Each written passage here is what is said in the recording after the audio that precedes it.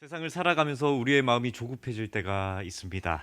대학교 입학을 앞둔 고3 수험생의 마음이 그럴 것이고, 취업을 갈망하는 구직자의 마음이 그럴 것이고, 또 사업을 일으켜서 빨리 성공하고 싶은 마음이 조급하고 또 절박할 것입니다. 그 일이 중요하면 중요할수록 또 절박하면 절박할수록 우리가 침착하면 좋을 텐데요. 웬일인지 그 일이 크면 클수록 또 급하면 급할수록 마음이 또 행동이 급해져서인지 그렇게 침착하게 행동하지를 못합니다. 오히려 조급하게 반응하게 되고, 그래서 결국 조급한 그 반응으로 인하여서 일을 그르치게 되는 경우들이 많습니다. 사기꾼들 만나보신 적 있으세요? 사기꾼들이 사기를 칠 때 조금 이상한데? 사기꾼들이 사기를 하려고 할 때, 사기꾼들이 사기를 치려고 할 때, 치려고 할 때 자주 하는 말 세 가지가 있다고 합니다. 첫째가요, 제가 특별히 아는 사람이라 해드리는 겁니다 라는 말이래요. 제가 특별히 아는 사람이라 해드리는 거예요. 이상한데요? 제가 자주 하는 말 같아요. 특별 대우를 한다는 거죠. 첫 번째, 이런 말을 많이 한대요. 제가 특별히 아는 사람이라서 해드리는 거예요. 두 번째는요, 이런 말을 합니다. 100% 안전합니다. 다른 사람들도 다 해요. 제가 책임질게요 라는 말을 하는 거죠. 과도한 확신을 말한다는 겁니다. 기억하고 계시죠? 세 번째는요, 시간이 없어요. 지금 안 하시면 다른 사람에게 기회가 넘어갑니다. 얼마 안 남았어요. 지금 하셔야 됩니다. 다른 사람 연락 오잖아요. 이렇게 조급함을 유도하는 말을 하는 거죠. 성도님들 표정을 보니까 다들 이런 말을 한 번씩은 들어보신 것 같습니다. 저에게도 가끔 전화가 옵니다. 저는 알지도 못하는 사람이 전화가 와서 다짜고짜 이런 말을 하죠. 사장님, 저 누구누구입니다. 전에 문의하셨던 좋은 투자의 기회가 있어서 연락드렸습니다. 사장님이 특별히 생각나서 연락드렸습니다. 저를 믿고 투자하시면 제가 책임지겠습니다. 제가 100% 책임지겠습니다.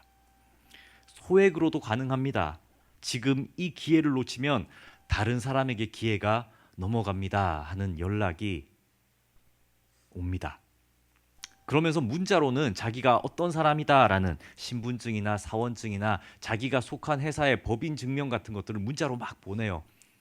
그래서 그걸 보내면서 보십시오, 저 이런 사람인데 정말 사장님이 생각나서 전화를 했다는 거예요. 저는 알지도 못하는데 저를 어떻게 그렇게 잘 아시는지 사장님 그러면서 전화를 오는데, 성도님들 이런 전화가 오면 어떻게 해야 됩니까? 성도님들은 또 착하셔가지고 끝까지 얘기를 듣고, 그죠? 근데 제가요, 그 전화를 듣다가 사장님 그러잖아요 저한테. 제가 이 한마디 하면 이분들이 전화를 다 끊습니다. 어떤 말을 할 것 같습니까? 저 목사입니다 이렇게 아주 그냥 중후한 목소리로 저 목사예요 이렇게 얘기합니다. 근데 지난주 오후 예배 들으셨죠? 저는 대한예수교 장로의 어디요? 합동교단의 어디요? 한빛교회 담임 목사입니다. 한빛교회는 어떤 교회입니까? 한빛교회는 늘 하나님의 편에 서는 순전한 교회입니다. 그 교회의 목사입니다. 이렇게 얘기하면 대부분 끊겠죠. 뒤에 거는 웃자고 한 얘기고요. 앞에 거 정말이에요. 제가 목사예요 이렇게 얘기하면 대부분은 끊습니다. 여튼 사기치려는 사람들은 우리의 욕망을 자극하면서 자꾸 우리를 조급하게 결정하도록, 조급하게 행동하도록, 조급하게 움직이도록 만듭니다. 막 몸이 안달이 나고, 야 이거 이 기회 놓치면 안 될 것 같고, 지금 안 되면 안 될 것 같은 그런 마음을 자꾸 불러 일으킵니다. 하지만 성도님들, 이런 조급함은요, 결코 하나님께서 주시는 마음이 아니라는 것을 기억하기를 축복합니다. 하나님은 우리를 조급하게 몰아가시는 분이 아니라, 말씀을 보십시오. 하나님은 말씀 안에서 우리가 분별하고 침착하게 판단하도록 마음을 주시는 영이십니다. 아멘이십니까?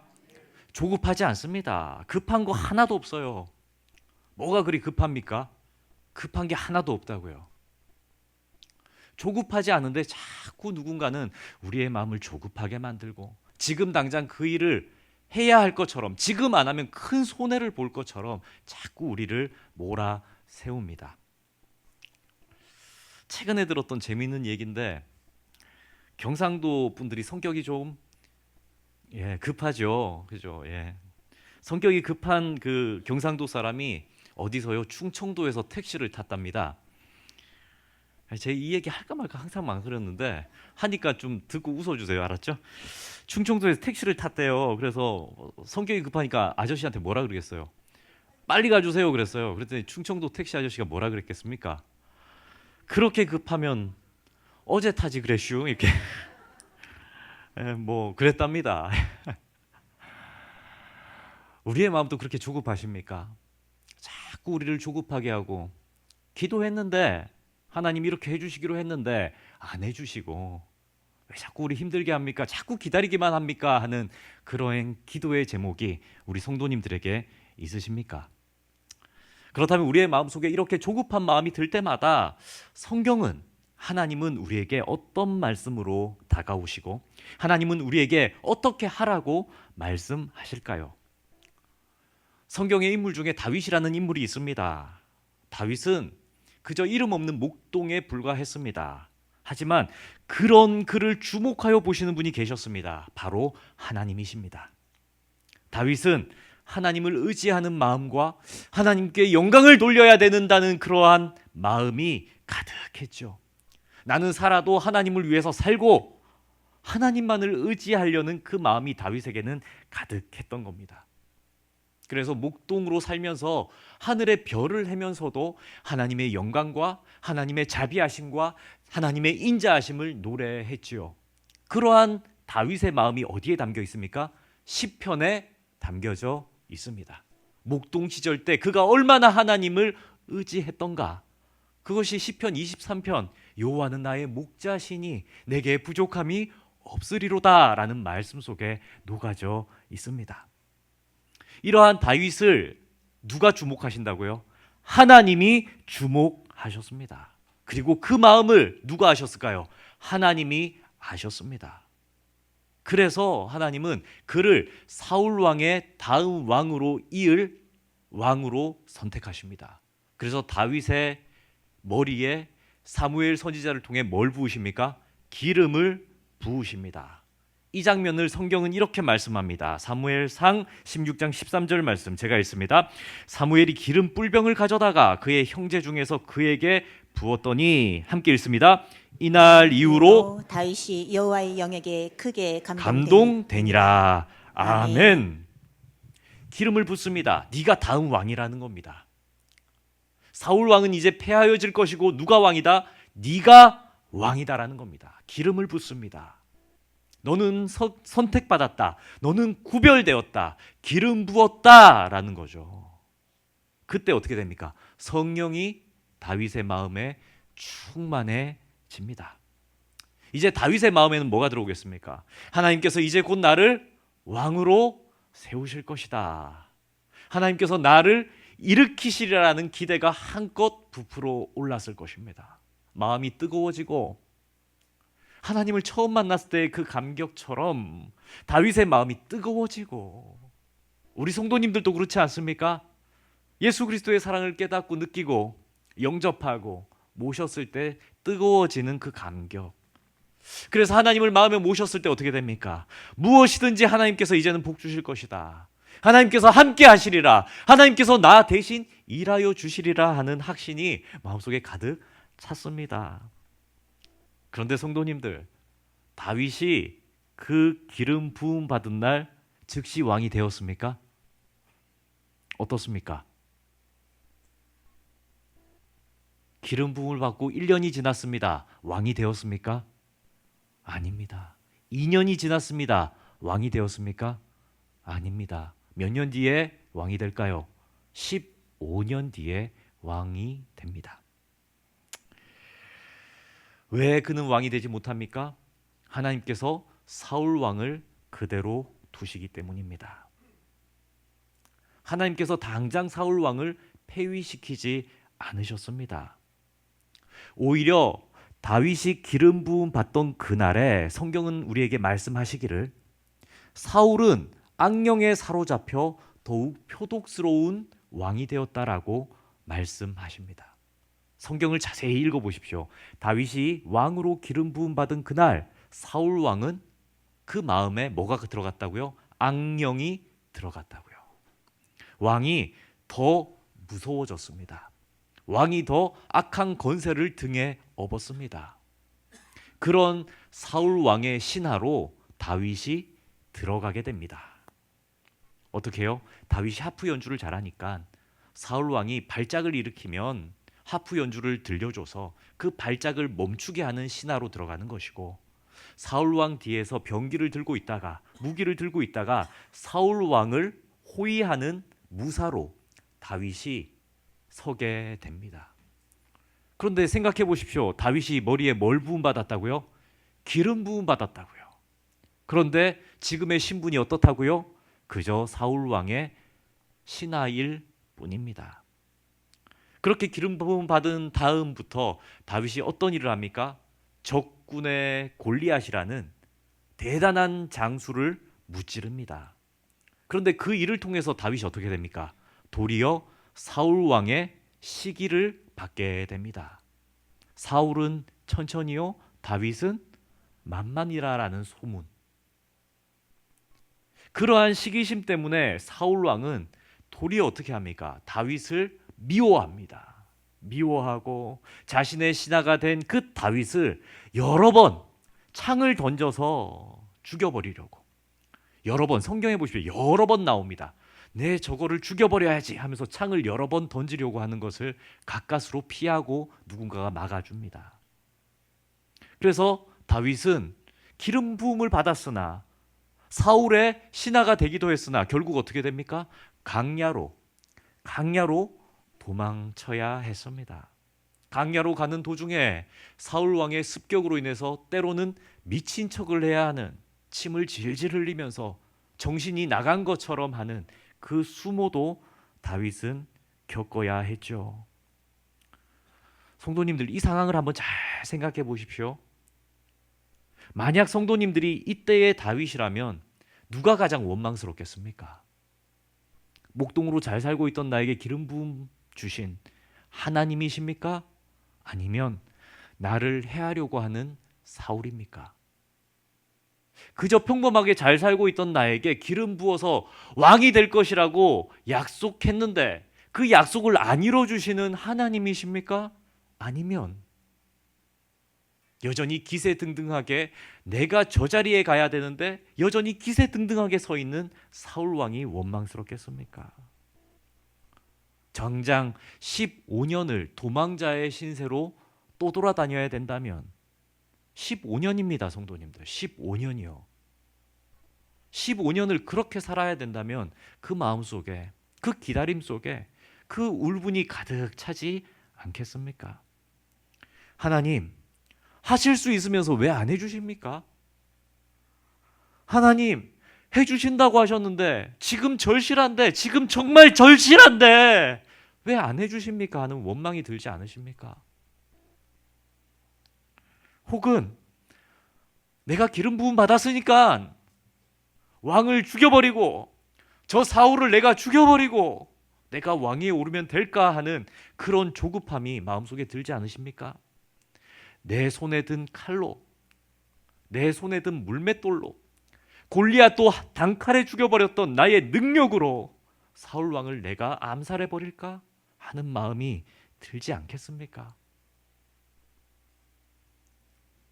하나님을 향한 원망과 내가 해결해야 되겠다는 그 조급함, 이것이 우리 모두의 인간적인 마음일 것입니다. 성도님들, 이 다윗의 생을 잘 기억하시기를 축복합니다.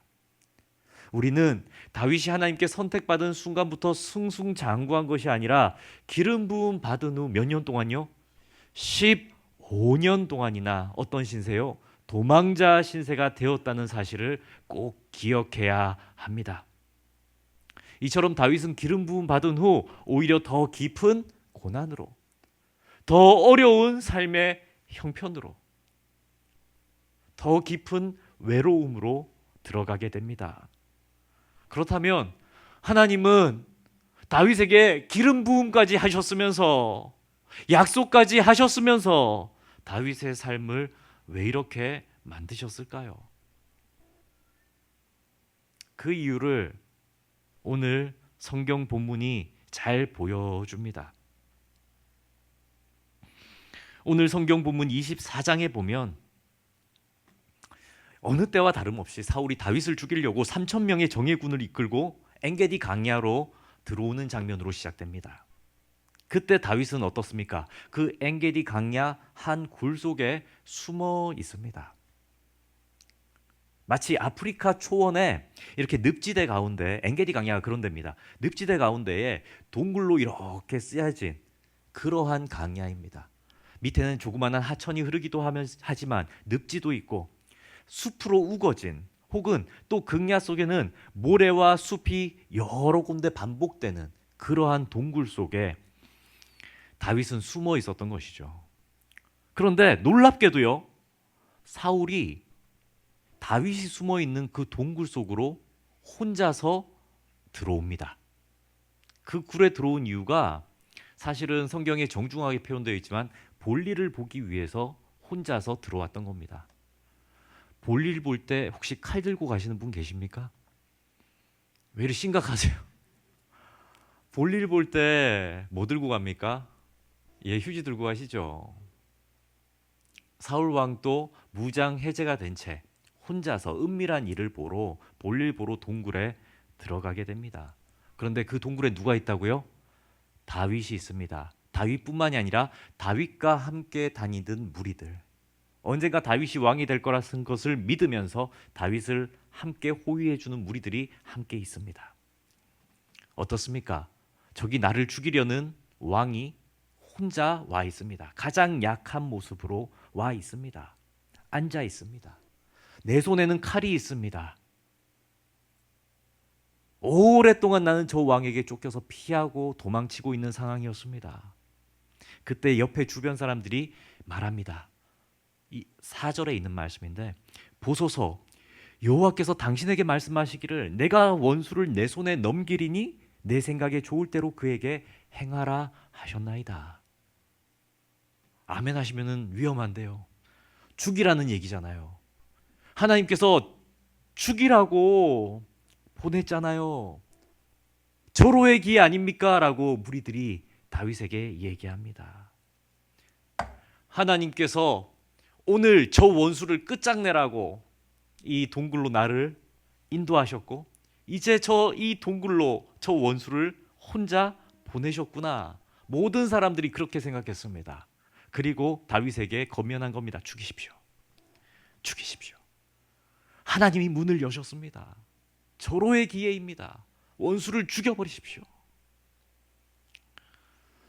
만일 다윗이 왕이 되는 것이 목적, 나는 왕이 되는 것이 내 목적이야, 내 인생의 목적은 왕이 되는 거야 라는 마음이었다면 어떻게 했을까요?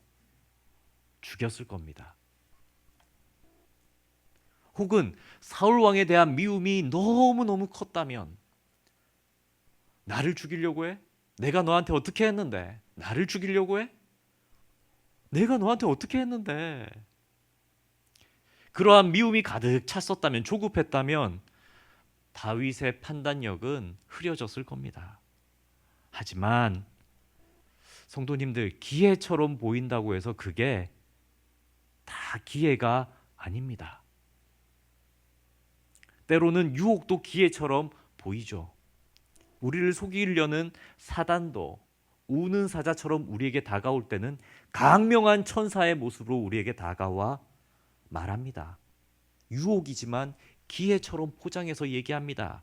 이건 하나님이 주신 절호의 기회일지도 몰라 라고 말하지만 그 말 속에는 온갖 하나님의 말씀과는 반대되는 내용들로 가득합니다. 우리의 욕망이 가득 차오르면 하나님의 말씀을 어기는 것이 쉽습니다.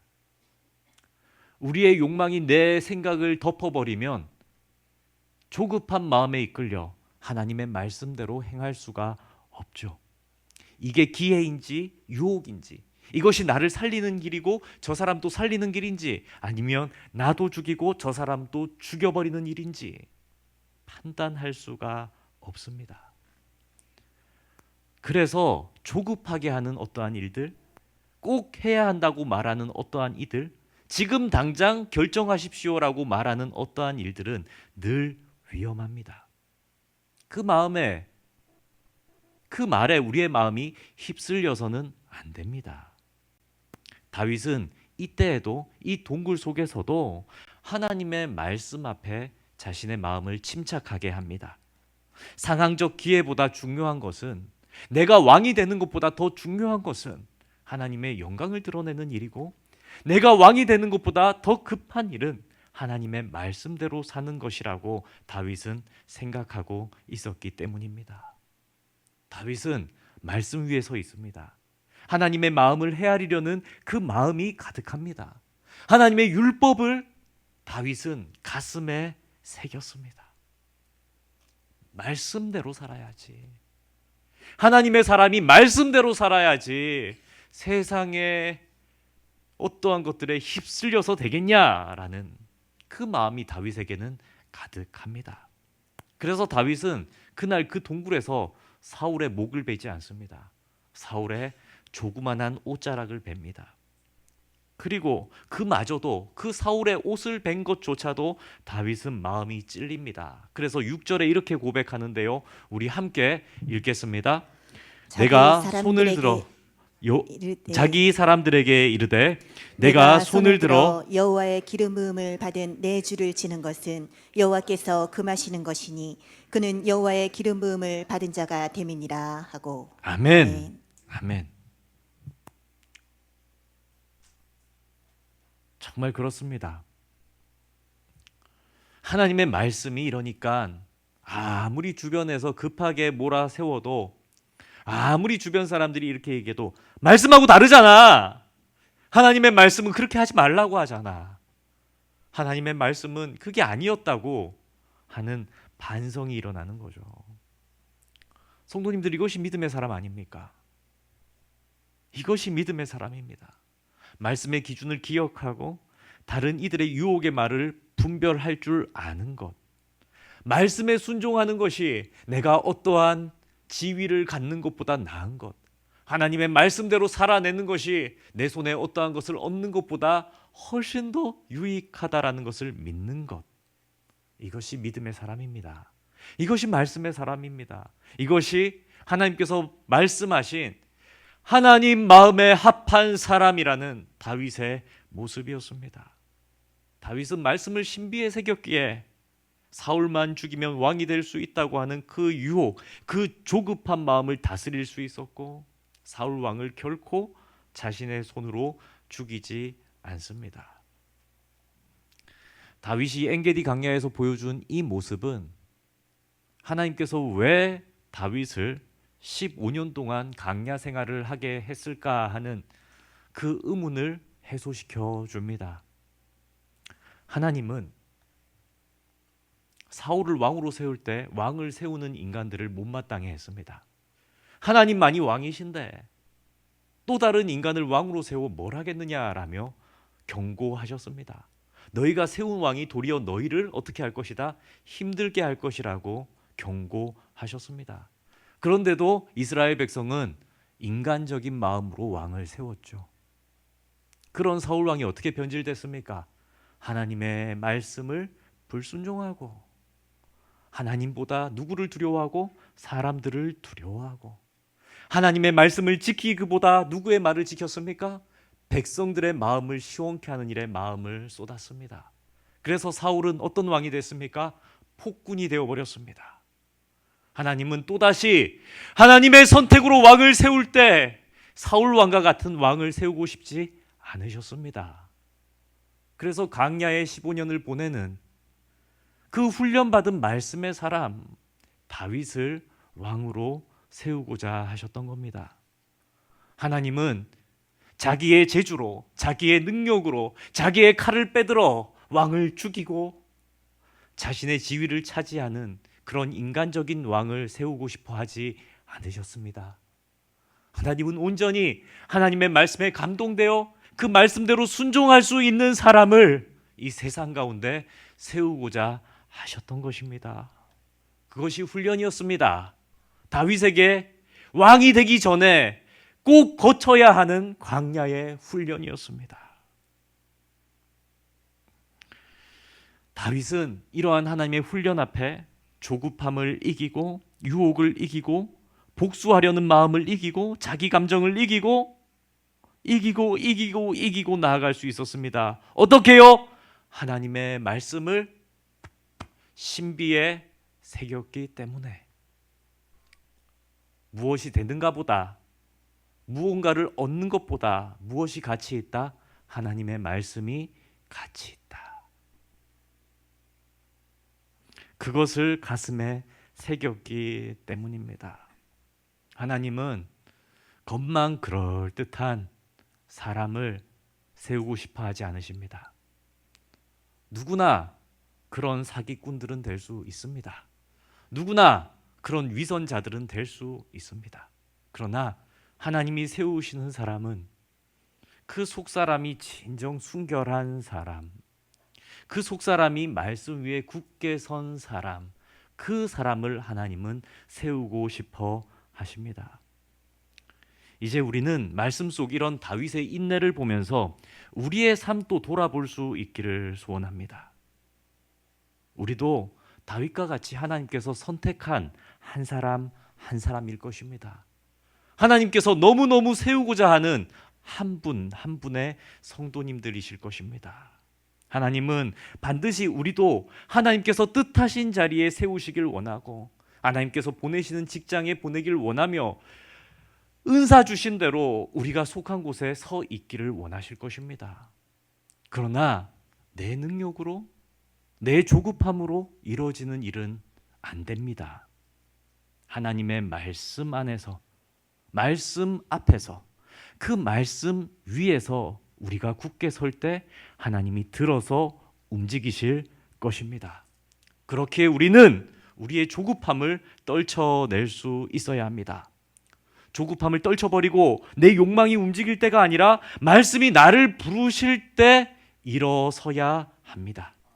남들이 기회라고 말할 때가 아니라 하나님이 말씀하실 때가 기회의 힘을 믿으시기를 축복합니다.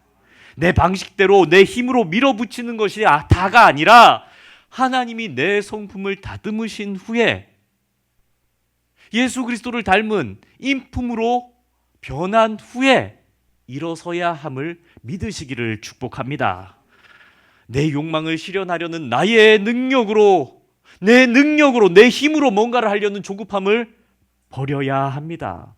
왜냐하면 내가 만든 조급함은 실패를 부를 것이고 유혹을 붙잡게 할 것이고 그 조급함은 하나님의 때를, 하나님의 시간을 기다리지 못하게 만들 것이기 때문입니다.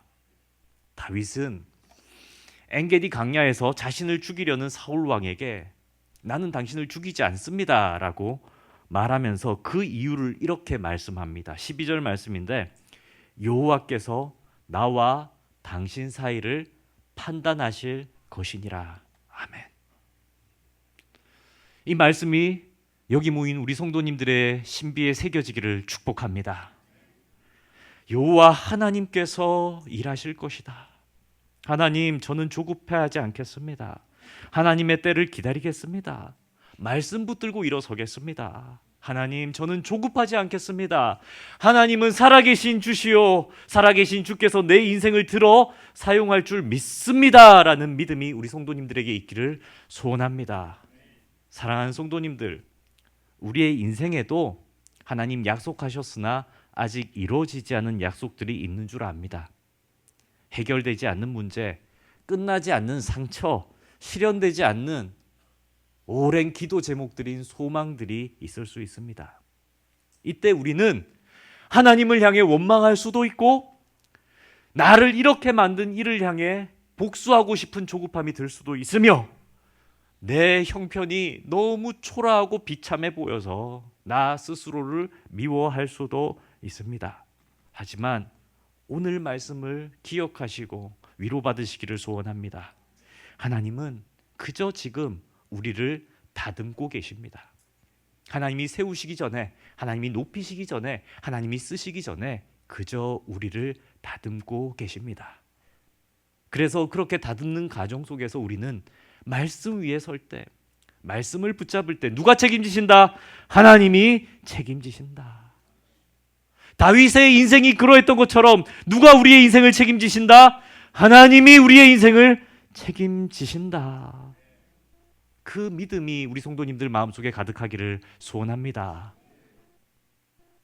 하나님보다 앞서가지 않으시기를 소원합니다. 먼저 가시는 하나님, 그리고 그 뒤를 따르는 우리들, 하나님의 말씀이 높이 있고 그 말씀을 향해 나아가는 저와 우리 모든 성도님들 되기를. 그렇게 살 때 하나님이 책임져 주시고 하나님이 입혀주시고 하나님이 먹여주시는 그런 우리 한빛교회 모든 성도님들 되기를 예수님의 이름으로 축복합니다. 이 시간 우리 다 함께 찬양하며 나아갑시다.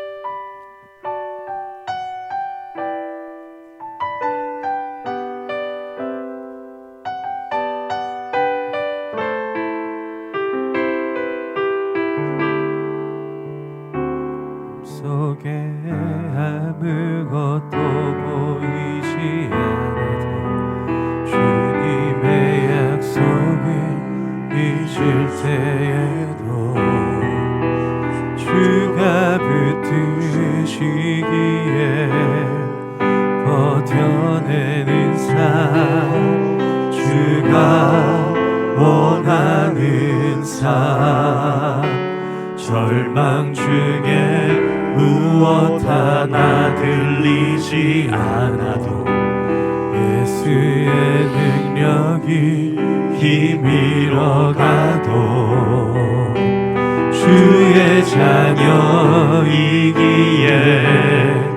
예배하는 삶, 주가 원하는 삶, 나는 일어섭니다. 더 이상 내 삶에 아픔이 아프게 두지 않겠습니다. 나는 예배합니다. 내게 약속하신 그 자리로 다시 한번 나아갑니다. 절망 중에 무엇 하나 들리지 않아도 예수의 능력이 힘이러 가도 주의 자녀이기에 예배하는 삶, 주가 원하는 삶, 나는 일어섭니다. 더 이상 내 삶에 아픔이 아프게 두지 않겠습니다. 나는 예배합니다. 내게 약속하신 그 자리로 다시 한번 나아갑니다. 나는 일어섭니다. 나는 일어섭니다. 더 이상 내 삶에 아픔이 아프게 두지 않겠습니다. 나는 예배합니다. 내게 약속하신 그 자리로 다시 한번 찬양합니다. 나는 일어섭니다. 나는 일어섭니다. 더 이상 내 삶에 아픔이 아프게 두지 않겠습니다. 나는 예배합니다. 내게 약속하신 그 자리로 다시 한번 나아갑니다. 전능하신 하나님, 다윗이 그랬던 것처럼 우리에게도 조급함을 이길 힘을 주옵소서. 눈에 보이는 기회보다 말씀의 기준을 붙들게 하시고 우리의 욕망보다 하나님의 때를 더 신뢰하는 믿음을 주옵소서. 아직 풀리지 않는 문제들 앞에서도 낙심하지 않고 하나님의 손길 아래에서 빚어지고 있음을 믿게 하옵소서. 주님보다 앞서가지 않게 하시고 내 욕심으로 결정하지 않게 하시며 하나님 말씀하실 때 담대히 일어서는 믿음의 성도 되게 하옵소서. 이 모든 간구 우리 주 예수 그리스도의 이름으로 기도합니다. 아멘.